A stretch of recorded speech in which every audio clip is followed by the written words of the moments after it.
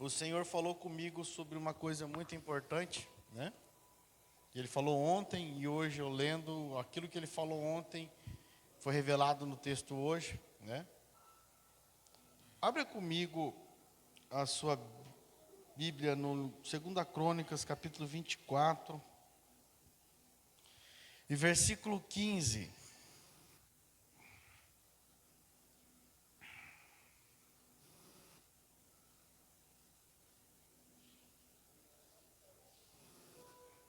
Mas o tempo passou e Joiada envelheceu e morreu em idade avançada. Ele tinha 130 anos quando faleceu.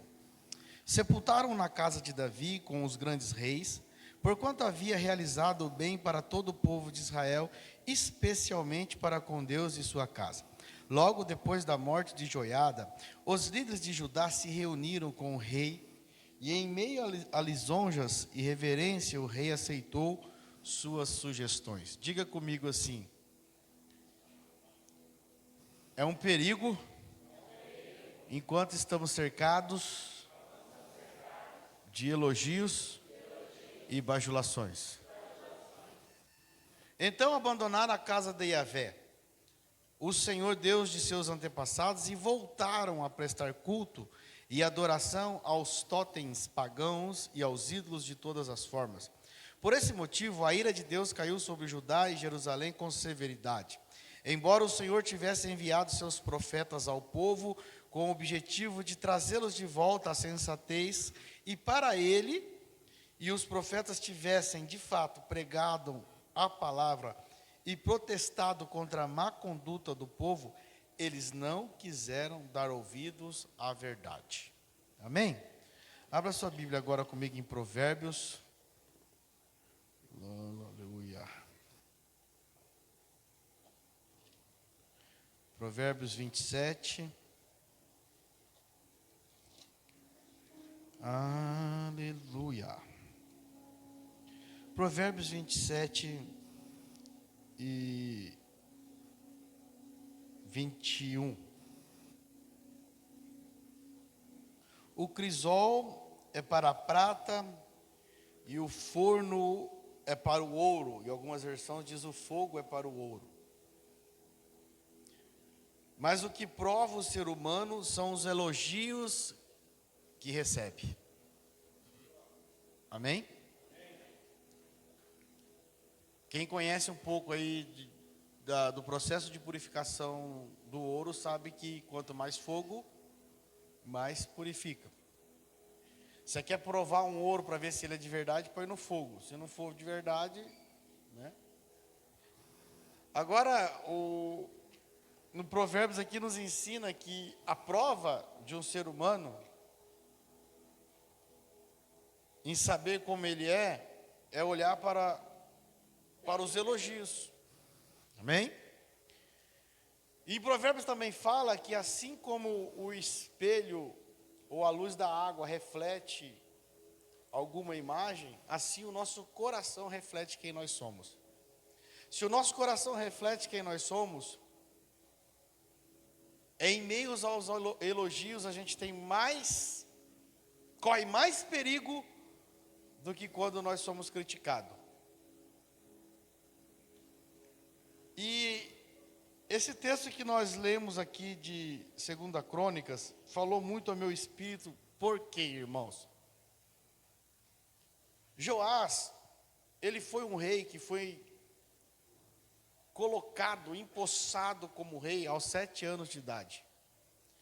E ele tinha uma avó, que era terrivelmente adepta aos cultos que Jezabel prestava lá atrás. E seu filho já tinha sido morto por ter se entregue a isso. E ela pegou e matou todos os outros descendentes que iam ascender ao trono, que poderiam trazer de volta a adoração a Deus a Israel.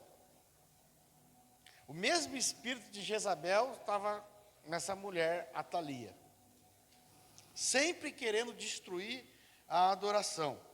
Se você for ler Crônicas, você vai ver que quando o povo começou a entender isso, os sacerdotes começaram a elevar o nome, a adoração, elevar o nome do Senhor e cantar hinos de adoração.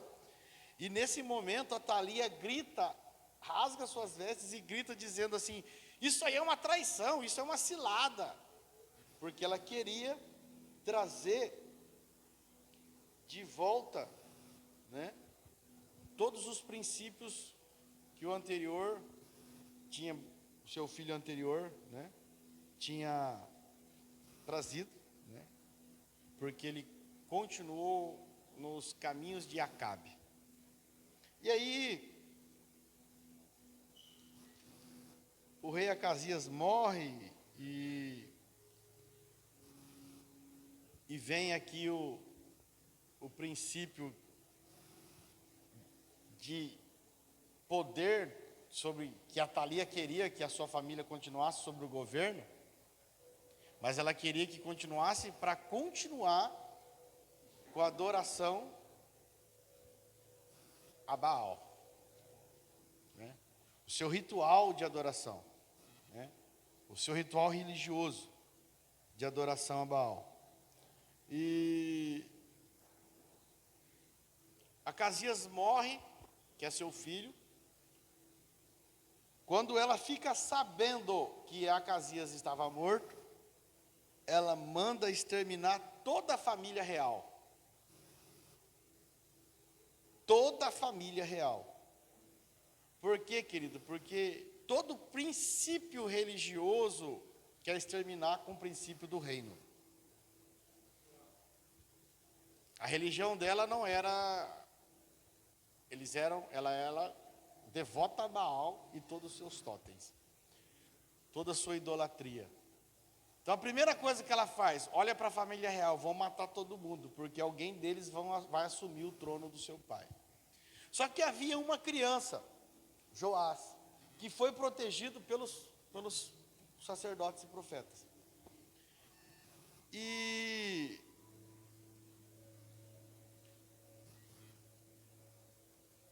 uma pessoa protege Joás. Joás é proclamado rei de Judá.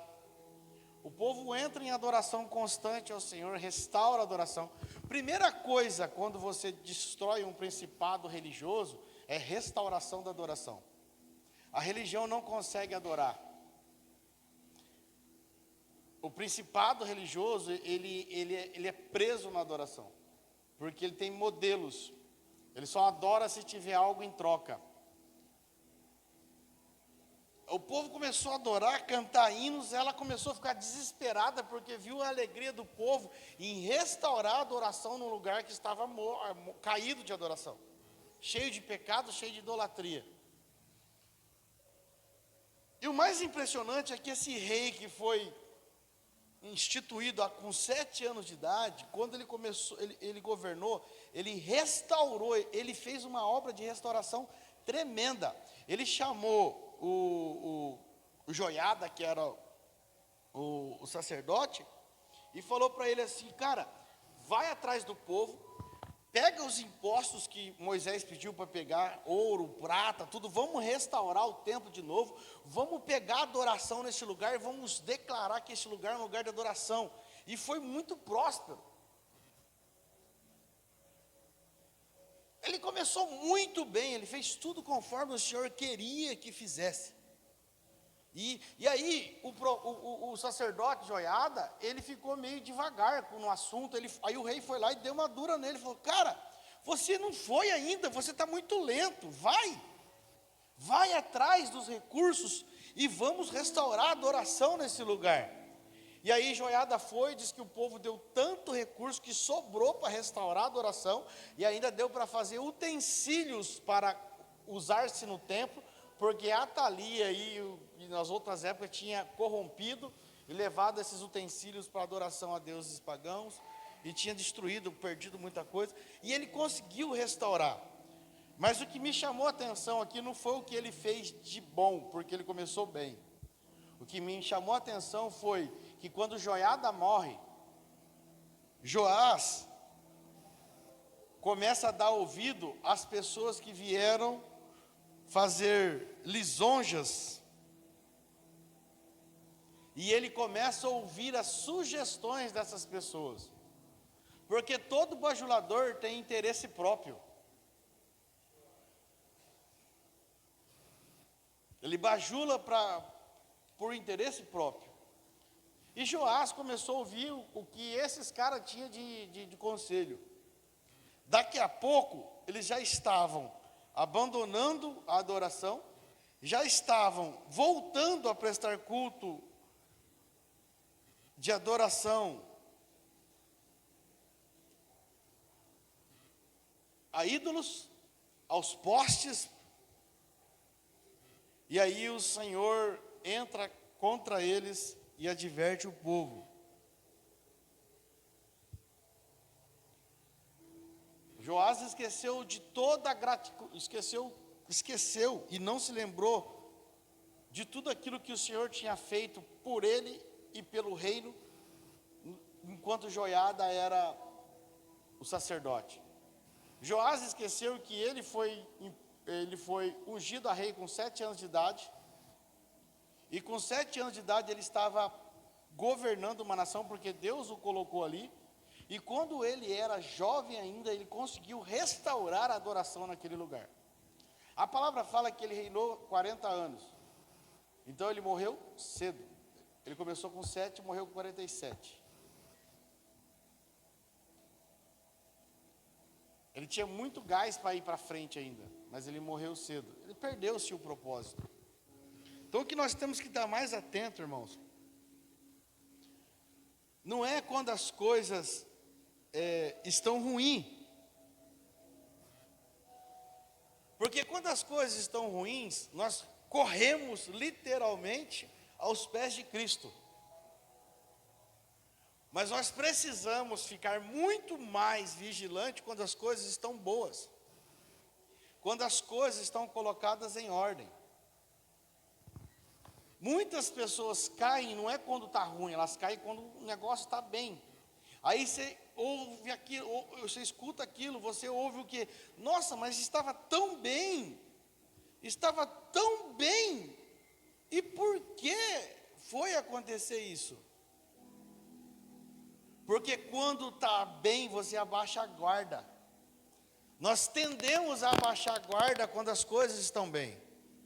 Quando as coisas estão favoráveis, quando a situação está favorável, quando está tudo alinhado, é o momento que nós abaixamos a guarda. E quando você abaixa a guarda, irmão, você leva pancada. O que nós precisamos entender é, nós vivemos num reino espiritual. E por se tratar de espiritual, as pessoas acham que Cristo é uma coisa abstrata, que o Espírito de Deus é uma coisa abstrata, que eu não consigo tocar. E aí nós começamos a olhar para as coisas materiais e achar que as coisas materiais são concretas. Eu olho para o meu celular que eu comprei e falo, nossa, que celularzão, esse é concreto, está na minha mão.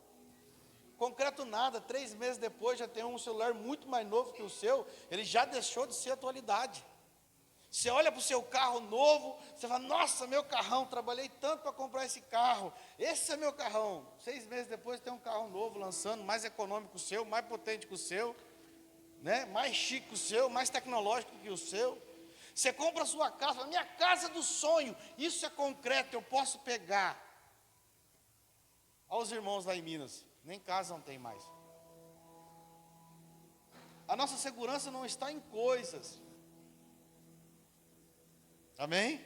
A nossa segurança está em Cristo. Ele é a nossa plenitude. Plenitude de todas as coisas. Mas quando as coisas estão difíceis, nós recorremos ao Senhor. Mas quando nós estamos bem, nós esquecemos de recorrer em celebração. E aí nós começamos a ouvir algumas coisas e começamos a achar que nós somos bons. Eu postei algumas fotos do casamento lá, né? De 20 anos atrás, tão bonitinha aquelas fotos, parece que é a Carolzinha e... Tão bonitinha a foto, de 20 anos atrás. E aí eu vi os elogios, e o Senhor já estava falando comigo sobre isso. Aí a gente vê os elogios, Senhor, Aí o Senhor falou assim, filho, manter o coração, mesmo coração, com a mesma pureza. Esse é o segredo. Manter um coração alinhado em meio aos elogios. Aí o Senhor começou a me lembrar, né, de quando nós começamos. Aí o Senhor falou assim: hoje tem muitos elogios, mas o que eu quero de vocês é que vocês mantenham o mesmo coração de quando vocês começaram sem nada. E o Senhor começou a me fazer lembrar de tudo, desde quando eu comecei a trabalhar na minha vida. E o Senhor disse: eu quero que você seja grato. E começou. Desde quando o Senhor nos chamou para o ministério, meio empurrado, que nós não queríamos, e tivemos um processo tremendo no Senhor, para poder assumir. Deus é misericordioso demais, irmão. Se eu fosse Deus, tinha me matado, de tanta desobediência. Deus é muito misericordioso. Ele olha para nós e fala: você não vai, filho? Ah, não vou. Então tá bom, fica aí. Aí ele dá uma cutucadinha. Aí você fala: agora eu vou. Aí você fala: não vou nada, sarei, estou bem de novo, não vou de nada. Aí ele fica olhando, aí vai lá dar mais uma cutucadinha. Fala: filho, se você não for, agora eu te mato. Ah, então agora eu vou. Não, são processos. Quando a minha última paralisia, que paralisou minha face inteira, ali eu ouvi Deus de perto falar comigo muitas coisas. Que Ele falou assim: filho, você é tão desobediente, você podia não estar passando por isso, porque a primeira sua foi há 10 anos atrás, a primeira paralisia, e eu já falei com você lá 10 anos atrás, que você precisaria. Eu falei: tá bom, Senhor, agora eu vou obedecer, mas não deixa sequela não. Ele falou: não, agora vai ter que ficar, porque você esquece. Foi desse jeito. O Senhor não deixa sequelas. Esse negócio de paralisia, quando dá risada, fica torta. Agora, filho, não vai ter jeito mais, porque se eu deixar você bonitinho, você esquece. Então eu quero que você lembre do seu chamado.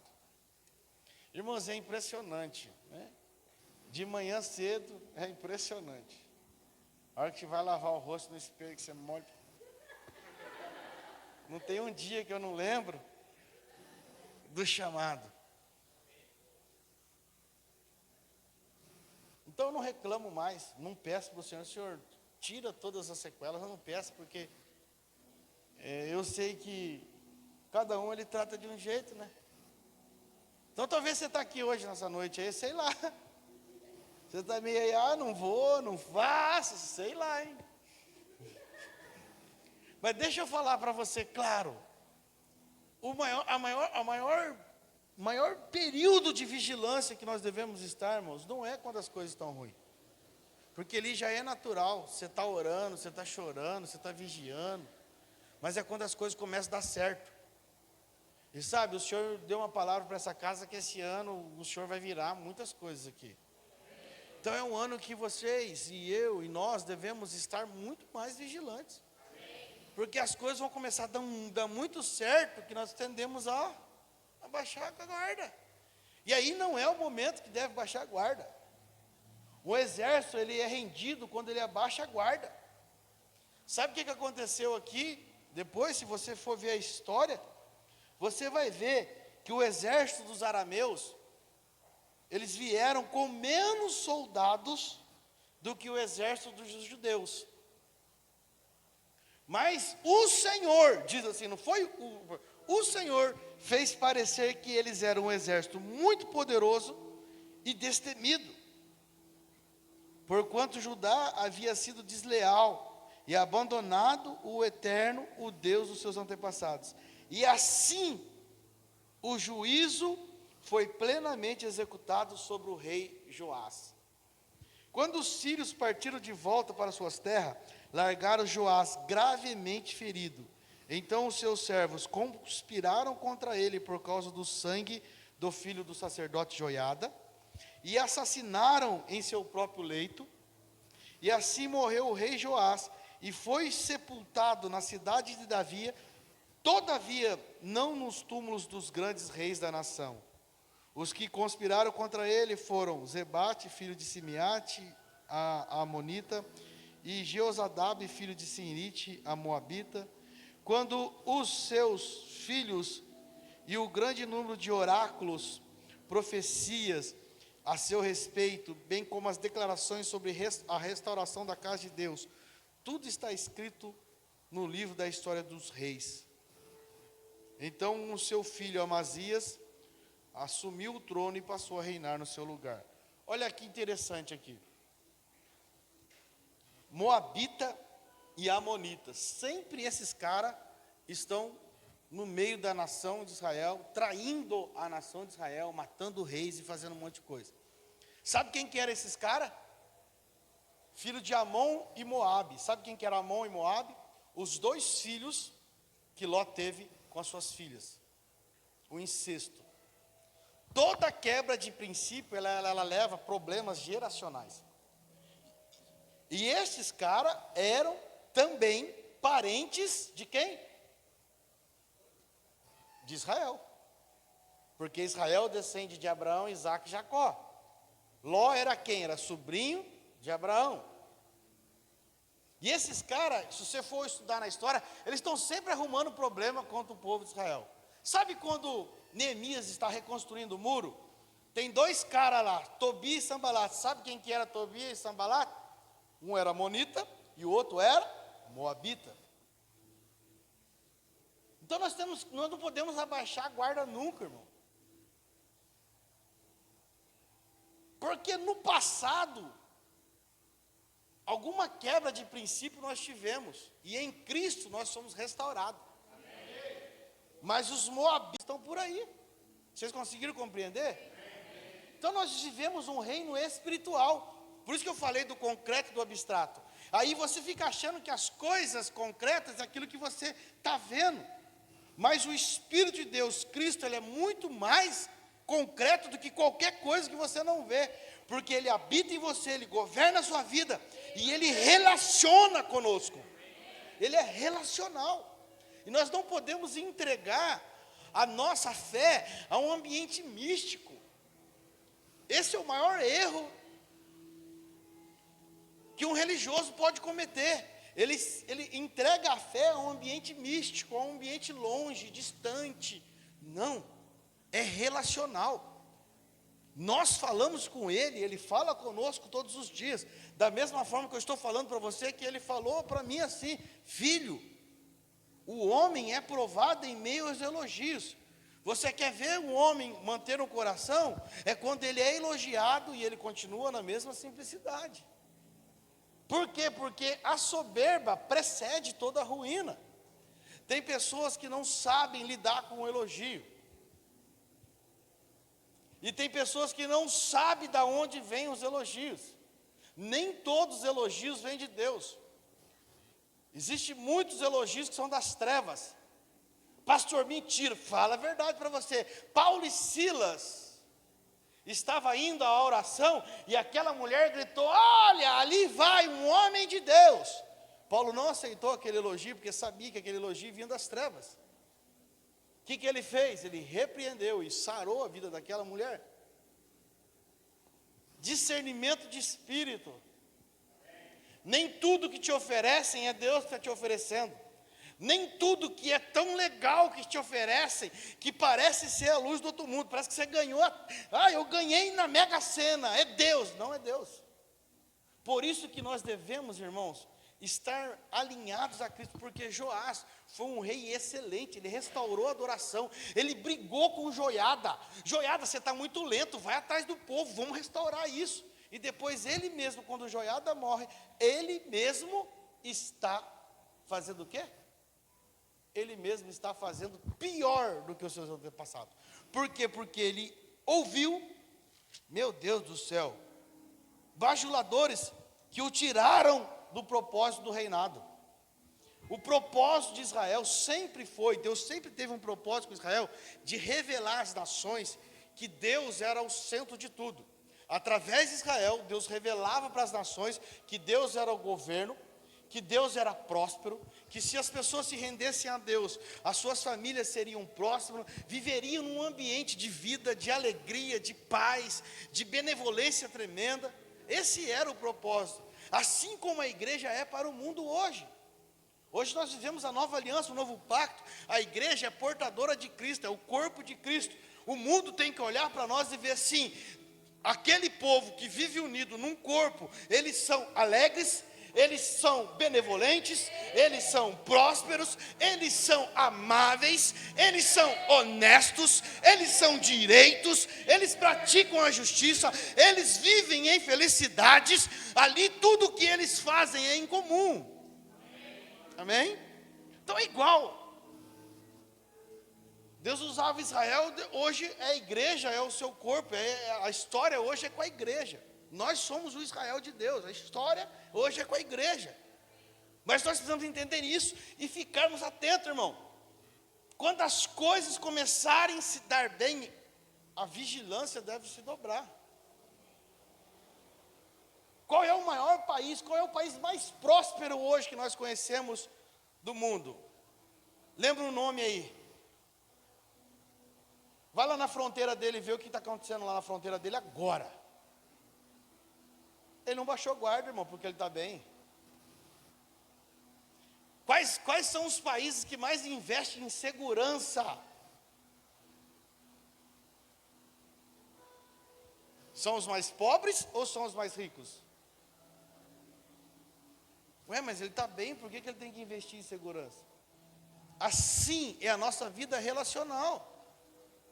Nossa, minha família está bem, meu casamento está bem, minha casa está bem, tudo em Cristo está bem. Ah, vou tirar uma folga.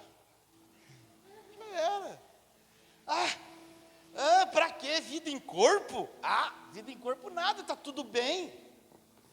Aí, eu já comprei meu carro, já comprei minha casa, meus filhos estão estudando, eu tenho um bom emprego. Para que vida em corpo? Aí você começa a fazer o quê? Primeira coisa que você corta, adoração. Aí você começa a entrar numa vida religiosa. Vamos ter uma prática de um culto. Eu vou um culto por mês, um culto por semana. Vou no dia de ministração de ceia. E assim vai. Aí você faz a sua agenda. E aí você fica longe. Daqui a pouco você está longe da adoração, abandonou. Primeira coisa que você quebra é a adoração. Segunda, comunhão. Terceiro, já não intercede mais, não ora mais, não tem devocional mais. E o quarto, proclamação. Porque se você não tem vida com Cristo, como é que você proclama? Nós vivemos de adoração, intercessão e proclamação. Se você adora, querido, se você adora, você é um intercessor. Se você é um intercessor, você é um proclamador. Então, ou seja, o reino, ele flui de adoração, intercessão e proclamação. Essas coisas estão juntas. Não existe alguém que, eu sou só da intercessão. Quem é muito da intercessão se torna um místico. E não é um adorador. Eu sou só da adoração. Aí se torna um artista e não um adorador. Eu sou só da proclamação. Aí se torna um ídolo. Então o reino ele é constituído de intercessão, adoração e proclamação. Essa constância tem que estar na nossa vida.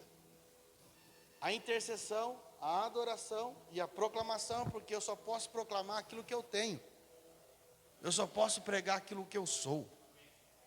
Quem eu porto. Então nós não podemos baixar a guarda quando as coisas estão boas. E o Senhor vai abençoar muito esse ano. Esse ano eu tenho cheiro de bênção.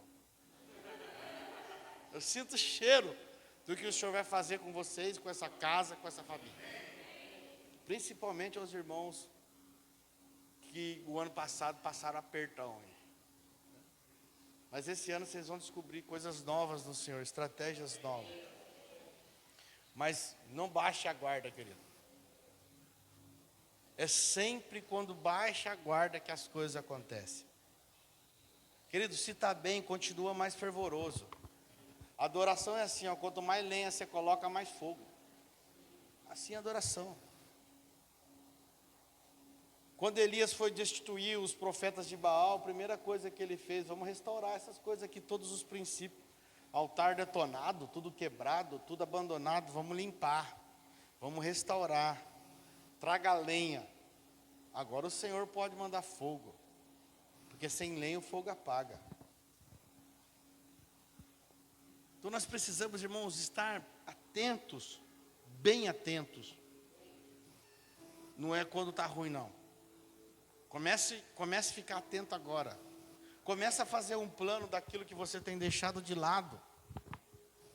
De quando você começou. Lembra esse Eclesiastes 7:8? Que o mais importante é o fim da coisa, o fim das coisas, o fim de um assunto, dependendo da versão, do que o começo. Porque começar bem, irmãos, muitas pessoas começam bem. E o nosso Brasil, ele tem um problema, e nós vamos virar isso com a igreja, amém? O Brasil é ótimo para começar as coisas, mas não termina nada. Ou sempre começa bem algo, depois se corrompe.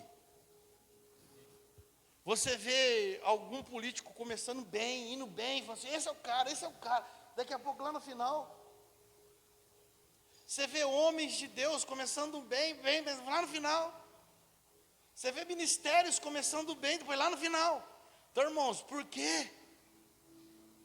Porque quando as coisas começam a ficar boas, nós vamos deixando a intercessão de lado. Nós vamos deixando o nosso devocional de lado.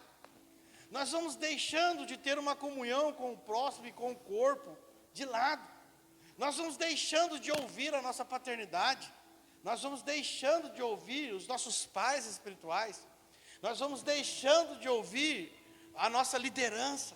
Porque nós começamos a achar que nós podemos fazer as coisas. E vai acontecendo, vai indo bem, Deus vai deixando. Aí você fala, está indo bem, não estou ouvindo e estou indo bem. Só que aí quando dá ruim, aí corre. E agora, Deus? E agora, pastor?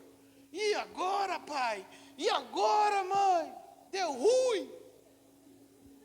Quando deu ruim, querido, é só experimentar o ruim, não tem como consertar. É um processo. Vai ter que passar pelo ruim, né? Vivenciar tudo de novo. Então, nem tudo que acontece conosco é o diabo, não. Aqui, ó, não foi o diabo que mandou. Não foi o diabo que mandou essa nação contra Joás. Foi o próprio Senhor. E o Senhor zombou deles. Quantas das guerras a gente conhece na Bíblia que Israel foi lutar com um número menor de pessoas e arrebentou com nações gigantescas? Agora está o papel ao contrário. Deus está fazendo a mesma coisa, zombando de Israel. Zombando deles, ó. Vocês estão perdendo por um exército pequeno. Ou seja, Deus estava falando assim, ó, não estou com vocês, eu estou com eles. Deus estava falando para eles, eu estou com o inimigo, não estou com vocês. Você está entendendo? Então, diga assim, até o diabo é o diabo de Deus. E você fica achando, o diabo. Não, ele só vai onde Deus permite. E muitas das vezes, querido, Deus permite para despertar. Por negligência nossa. Por desobediência nossa. Joás tinha tudo para dar certo, irmão. Um menino com 7 anos que foi rei. Com 7 anos ele não foi contaminado. Joiada discipulou ele. Imagina um menino com 7 anos já discipulado por um grande sacerdote. Esse menino era para voar. Morreu assassinado com 47 anos. Se ele tivesse continuado nos caminhos. E o pior, ele não foi nem sepultado no túmulo dos reis. Foi a mesma coisa do seu antecessor, que também desviou. É engraçado que todos aqueles que faziam corretamente, conforme o Senhor, eles sepultavam na onde Davi era sepultado, dos grandes reis. Mas todo mundo que desviava, por quê? Porque não era uma referência para o povo de Deus. Querido, Deus nos deu tudo, Cristo nos deu tudo, nos ama de montão. E Ele vai nos abençoar de montão. Mas guarde seu coração. Guarde seu coração. Guarde seu coração. Guarde seu coração para as propostas. Nem todas as propostas que vocês receberem serão o Senhor dando. Terão propostas que serão alucinadoras. Mas tenha discernimento no Espírito para saber se é o Senhor ou se é as trevas. Cara, eu gosto de ler a história, eu não lembro qual o livro que fala do Elvis. Cara, um menino que era ministro na igreja, louvava na igreja com perfeição. Alguém chega para ele e oferece para ele tudo. O que ele faz? Troca tudo. E morreu como? Ganhou o mundo inteiro, presenteou muitas pessoas. Se você for ver a história, ele comprava carros de luxo para dar de presente. Mas se você ver a história que ele morreu drogado, não tinha mais controle nem das suas necessidades, ele tinha controle mais, ele já estava usando um fraldão, que a droga tinha lesado esse domínio dele. Então o que ele ganhou? O que ele ganhou? Ele ganhou muito dinheiro, mas o que ele ganhou? Com quantos anos ele se afundou? O que ele ganhou? Mas ele é o rei do rock, e daí? Ele é o rei do rock, Cristo é o rei do universo. Não dá para trocar.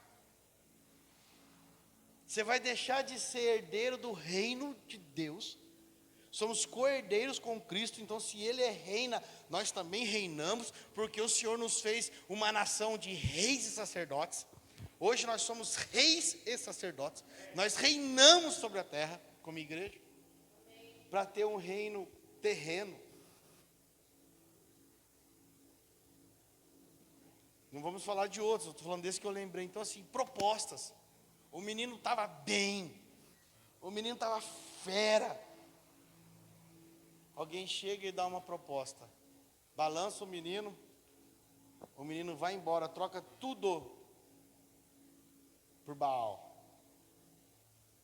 Então, irmãos, estava ruim o momento dele? Não, ele estava bem, ele estava ministro, ele era ministro na igreja. O cara que passou e viu ele cantando, viu ele no altar. Ele não estava no barzinho da esquina pedindo moeda. Ele não estava no calçadão tocando e cantando para receber moedinha. Ele estava no altar. Ele estava no altar. E as propostas vieram. Então, nossa vigilância, irmãos, não tem que ser na dificuldade. Tem que ser quando o negócio está melhorando.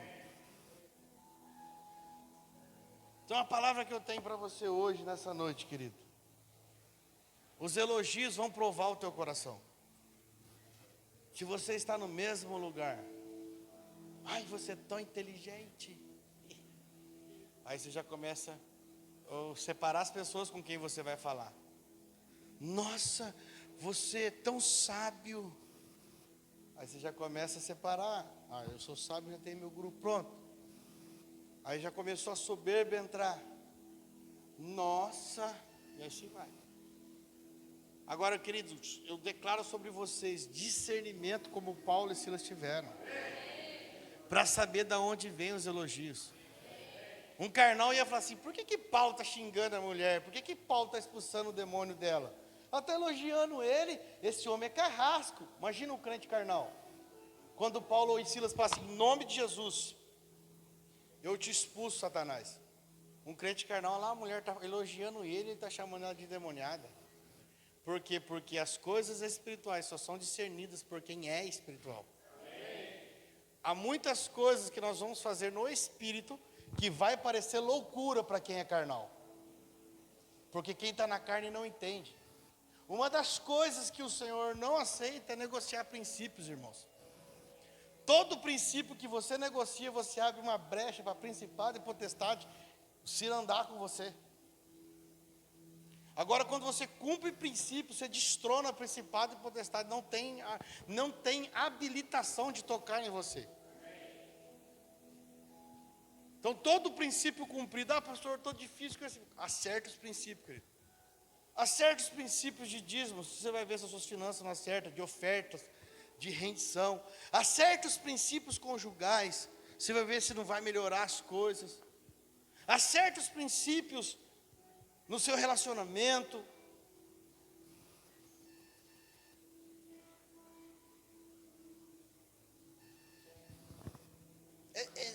preciso, e Deus está fazendo isso, querido, sabe? Mexendo a gente por dentro. Começa a acertar princípios, aquela gato net que você tem lá, joga fora aquilo lá. Você está colocando trevas na sua casa. Ah, pastor, mas eu assisto todos os canais. E o inferno também assiste junto com você, irmão. Começa a acertar. Um dia nós ministramos aqui sobre a cultura da vantagem. No outro dia, cara, e foi muito no espírito sobre a cultura que o Senhor falou para mim, isso é uma cultura maligna, de querer levantar vantagem em tudo. Rapaz, teve uma irmã que disse, pastor, eu tirei todos os gatos. Eu falei, mas que gato? Gato da água, gato da luz, gato da internet, gato de tudo. Eu pus tudo para fora, falei mesmo, eu entendi no espírito, não preciso de nada daquilo. Falei, amém, mano, a senhora entendeu. Porque nós precisamos andar. Pastor, mas é tão sério assim, irmão, depende do nível que você quer andar com o Senhor. Qual é o nível de medida que você quer andar? Quanto mais elevação do nível de justiça você tem, mais o reino do céu se abre a você. Mais acesso ao Senhor você tem. Mas quanto mais você relaciona, mais Ele vai mostrar para você. Ele não vai te obrigar não, querido. Ele só vai mostrar para você o que é princípio e o que não é princípio. Não tem 10 mandamentos mais, agora Ele habita em você. E se você relaciona com Ele, por amor você abandona muitas coisas. Porque a gente abandonar aquilo que é proibido é fácil. O que é proibido? Matar, roubar. Isso é proibido. Isso é fácil. Passar no sinal vermelho, proibido. Isso é fácil. Agora e as outras coisas? Porque a lei, querido, ela foi dada para injustos e não para os justos. Por que quando você passa no sinal vermelho você toma uma multa? Porque ali você foi injusto. Então você tem que tomar uma multa. Agora o justo não vai tomar multa nunca, ele vai parar no sinal vermelho. Você está entendendo isso? Então não tem lei para o justo. Se você for na Tamoios aqui a 100... quanto que é ali? Já tomei multa. Quanto que é? Quanto que é? No carro, não é de caminhão não. 80. Se você for a 89, você já tomou multa. Agora, quem anda no limite vai tomar multa? Não, por quê? Porque a lei não serve para ele anda no limite. Ali só está para quem quer andar acima do limite. Os filhos de Deus não precisam de lei. Por quê? Porque conhecem o coração do Pai. E vão andar conforme a vontade do Pai. Cristo falou que assim, aquele que me ama, ele segue e guarda meus mandamentos. Ele guarda. O que é guardar? É proteger, é cuidar, é cumprir. Então nós somos filhos de um reino. Nós somos filhos do rei. O reino é nosso. Então nós fazemos e nós cumprimos os princípios porque nós amamos o rei. O rei disse para nós que a igreja seria o corpo governado pela cabeça, que é o Cristo, seu Filho. E nós amamos e falamos assim, é isso, então nós vamos ser governados por Cristo. E vamos governar a terra através da vida de Cristo.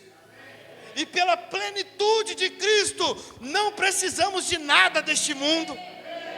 Pela plenitude de Cristo, somos preenchidos com o amor e a glória dEle. E o amor e a glória dEle nos preenche.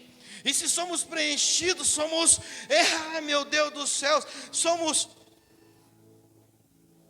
agraciados. Somos gratos, porque somos preenchidos por um amor. Então não é a falta das coisas que vai nos entristecer. Pelo contrário, vai nos alegrar, porque vai nos mostrar o quanto Deus tem nos suprido. E quanto nenhuma coisa terrena me faz falta. Eu estou triste, pastor, não estou me elogiando. Você está no melhor lugar. Fica aí. O melhor lugar que você pode estar é nesse lugar. Pastor, estou me elogiando demais. Opa! Vigia dobrado. Vigia dobrado. Porque você será tentado na onde você está sendo elogiado.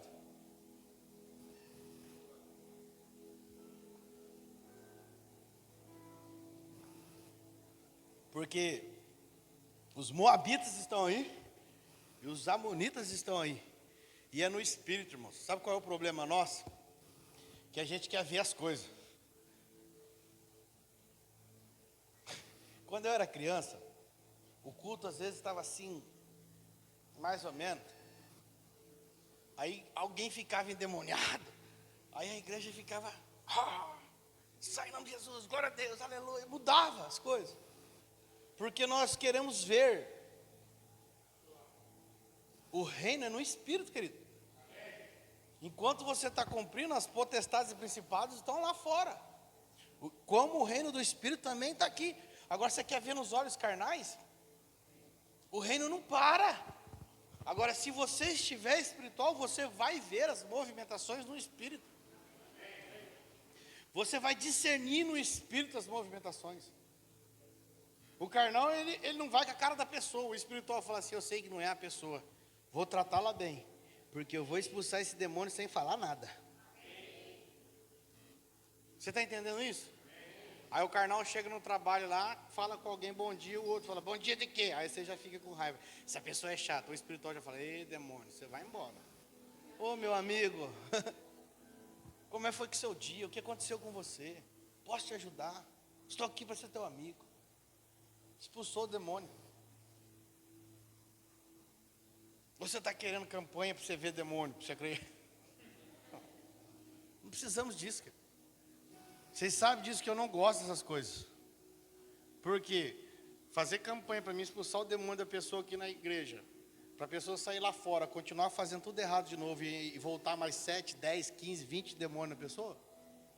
A maior campanha de libertação que uma igreja pode fazer é ensinar a palavra de Deus.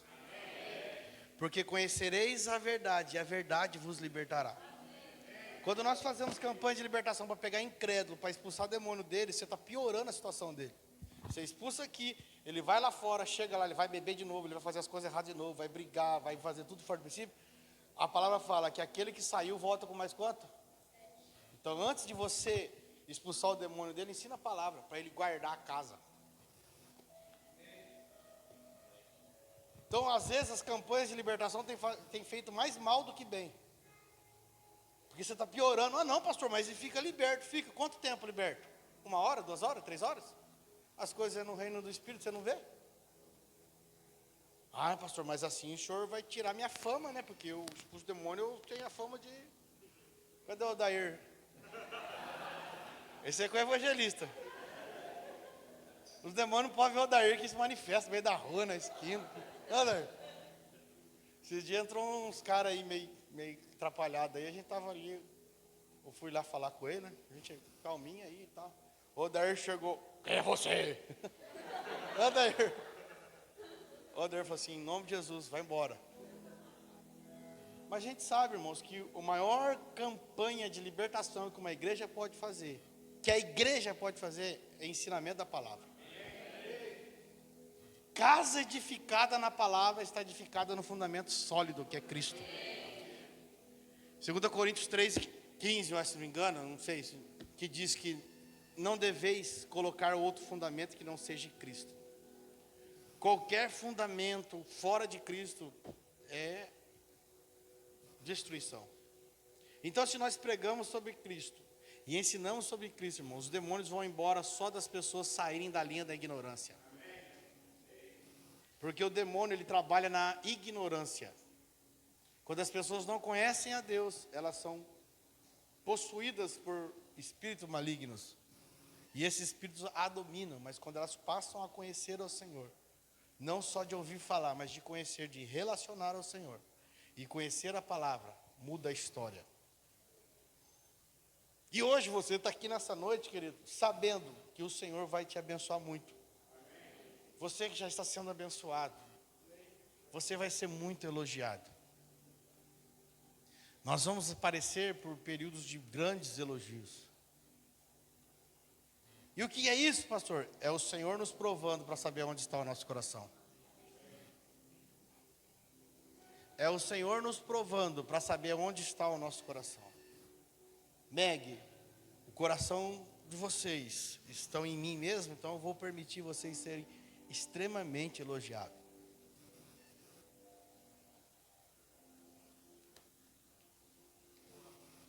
Mas eu quero saber aonde você é. Não tem um ditado no mundo aí que quer conhecer uma pessoa, dá poder a ela? No reino, quer conhecer uma pessoa, começa a elogiá-la. Ou corrigi-la. Quando você corrige alguém que você não tem o coração, que não é filho, ele some. Ou ele briga com você, ou ele se rebela. O filho, ele pode até ficar triste com a correção. Mas ele vai ouvir a correção e vai alinhar e vai falar assim, meu pai tinha razão. Assim é em casa, pelo menos com meus filhos.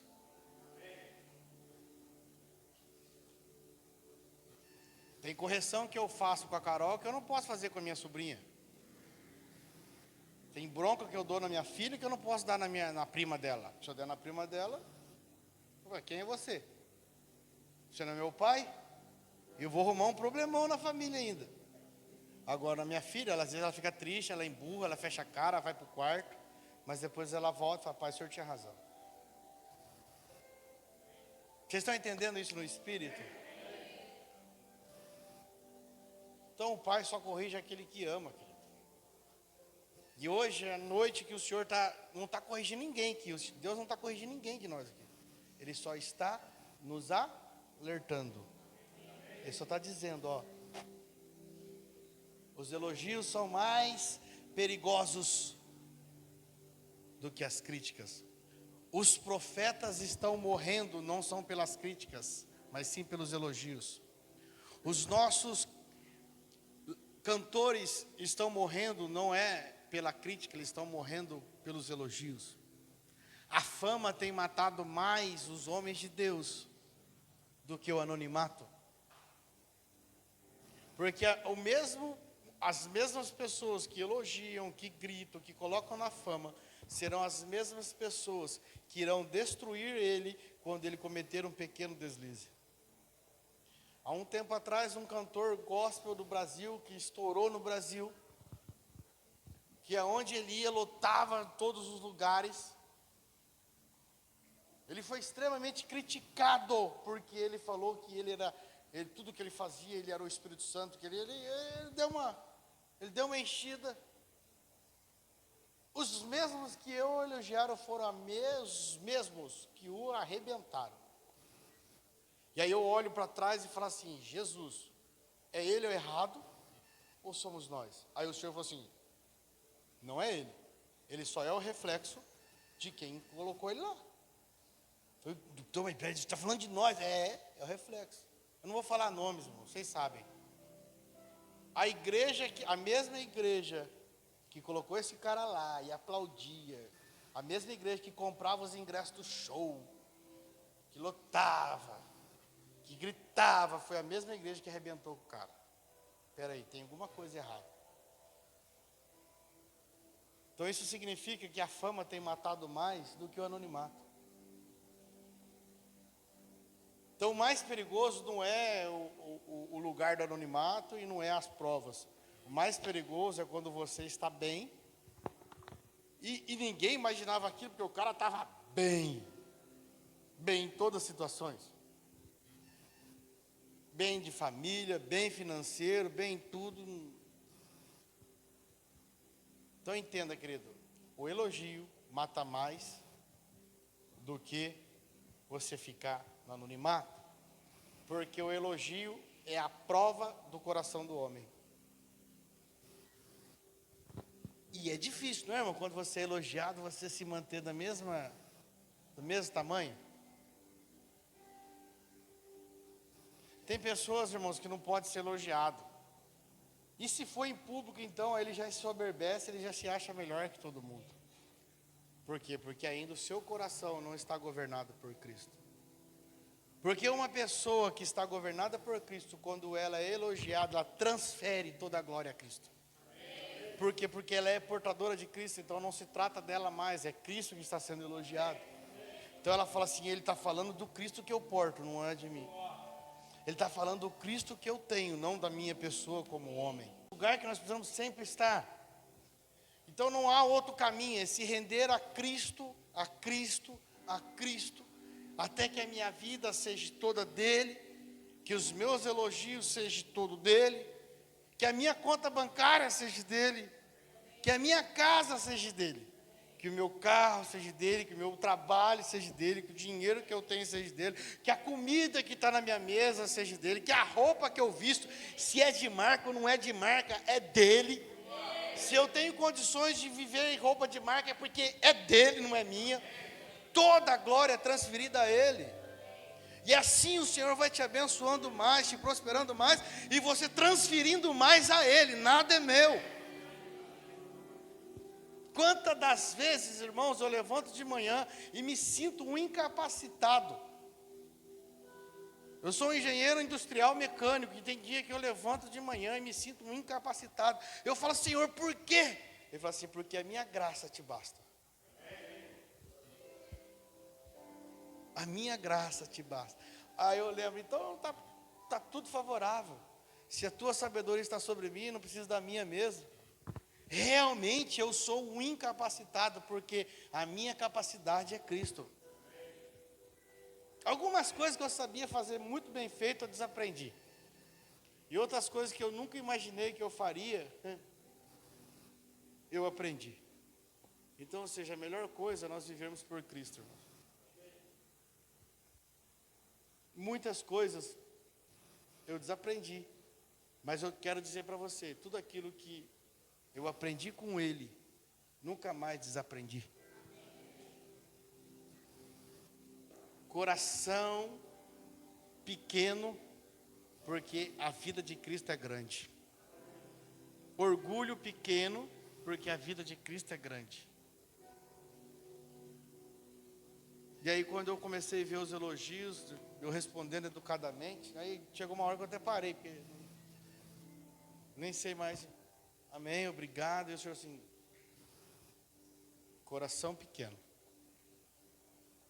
Então tudo, irmãos, nós vivemos para o Senhor, porque Ele é a plenitude. Amém, querido?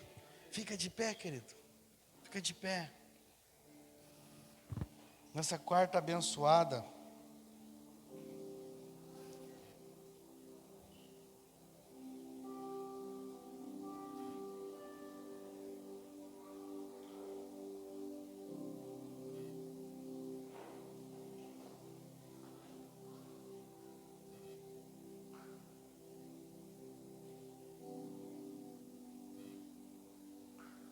glória a Deus.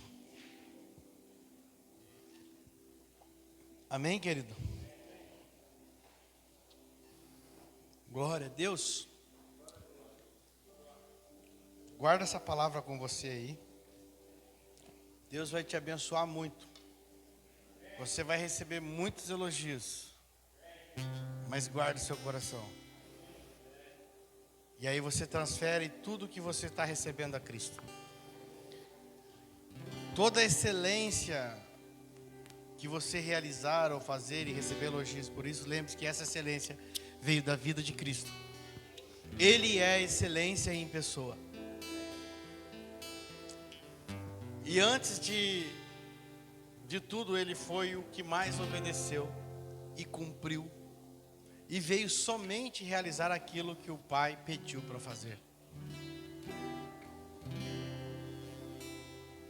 E ainda Ele diz assim: a minha obra, o meu trabalho é realizar a vontade do meu Pai.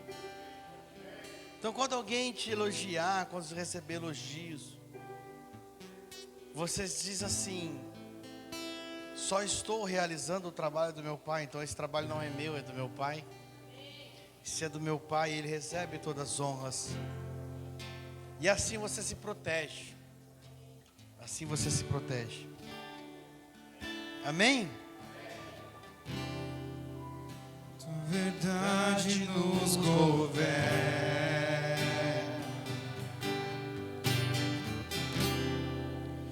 Tua verdade